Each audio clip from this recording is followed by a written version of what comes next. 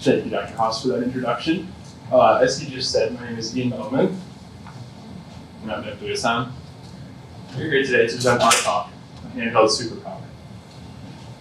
How many of you have ever lived, or even been for that matter, in an older home?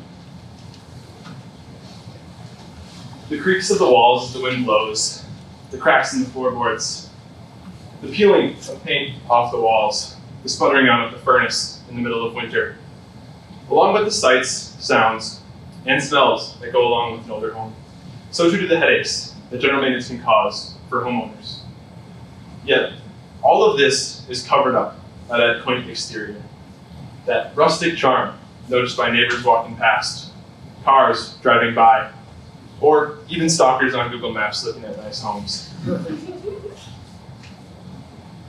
However, there's a disconnect that we found. That disconnect is between the outward appearance of a home and the true underlying health of a system. And that is what we are here to discuss today. Now, I want you all to imagine you live in a home like this. One day, you come home and you notice that the water pressure is a little bit lower. Every once in a while, you notice a little drip of a faucet, a small leak behind a toilet, or just some water on the ground. However, you don't do anything. You're a busy person, and getting a plumber takes time and money. And it's all perfectly fine. Until one day, it isn't. You come home, and you find that your basement's flooded. That drop in water pressure that you noticed was actually caused by a block in the pipe. While this seems far-fetched, it could happen to anyone. And if you wonder where I got the story from, this is actually what happened to me. That's my room. Living alone this year, I noticed far more background noise than I ever had in the past. The movement of neighbors at night, the rushing of water through pipes in the walls, and the jarring noise of the HVAC that wakes me up at night. Falling asleep to these noises every single night can really dissociate you from what is truly going on beneath the surface. Over time, as these sounds change, usually portending disaster, one may not even notice the differences. That night, I fell asleep to the seemingly normal sounds of my room. However, unlike my usual restful nights of sleep, I was awoken shortly thereafter by banging on my door, with neighbors frantically knocking. The hallway and each and every room on my side of the building had flooded due to a pipe that was broken in the ceiling of our hallway. This building from the outside is a top-notch building with no visible defects, no signs of being worn down, and still relatively young. Nothing like this should have ever happened. However, that is not the reality of the situation. Much alike, the health of older homes and buildings like these cannot be determined solely by their outward appearance. The sights and sounds that you hear on a normal basis may not tell the whole story. And that's what we're here to discuss today. The human body is far more complex than a home or old building. However, it follows similar principles. Just as an old house needs regular maintenance to keep it in good condition, the human body needs regular checkups to make sure it's in good health. However, the body is an extension of oneself, differing it from the relationship with a house or a car, no matter how beloved they may be. By the nature of this relationship, it skews the way we think about our bodies. It is easy to fall into the delusion that if our bodies are failing, we are failing.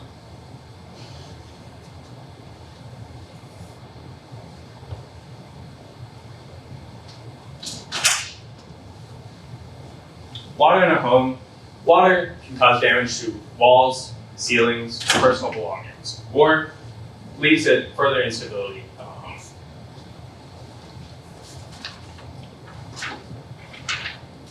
A leaky pipe, faulty fixture, or clogged gutters can all lead to a buildup of water within the walls of a home and cause water damage. Simple warning signs such as high water bills, lower water pressure, or odd plumbing sounds are usually ignored, and usually are by homeowners. The temptation to not listen to the home is far greater than the headache of home maintenance, leading to no further investigation beyond what is seen. However, next comes feeling pain. Obvious water damage to walls and ceilings, or potentially even a flood destroys personal belongings.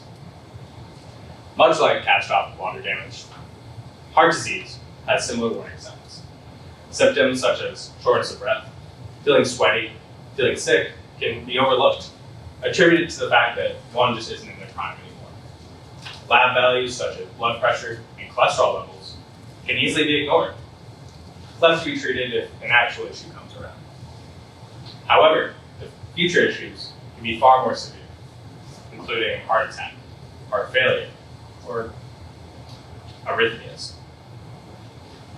The negligence of simple maintenance is the #1 killer in our country today, and we want to help fix that. Now today, we are not here to simply make analogies, although it would be fun. We're also not here to talk about home maintenance, although I think that we can all think of a project or two that need to get done around the house. Today, we are here to talk about this little thing that is with you constantly. This little thing that has more computing power than NASA did when they sent people to the moon. Today, we are here to talk about your phone. More specifically, apps on your phone, and the usefulness of health risk assessment apps for the average patient. Now, people can very easily not listen to both their bodies and their homes. They can spend years avoiding what their bodies are telling them. Through an app is the body's medium of getting its message across, so the proper action can be taken to resolve the issue at hand. Same way you guys scroll through Instagram to check up on your friends, a simple risk assessment app is just checking up on your body. Looking at health markers such as cholesterol, blood pressure, and weight. A risk assessment app can give personalized feedback and recommendations to improve your overall health in a specific area.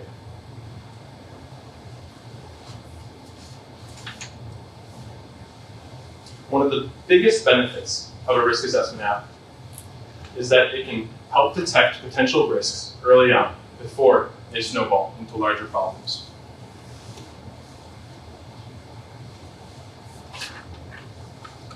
A hearing aid allows individuals who are hearing impaired to listen to the world around them.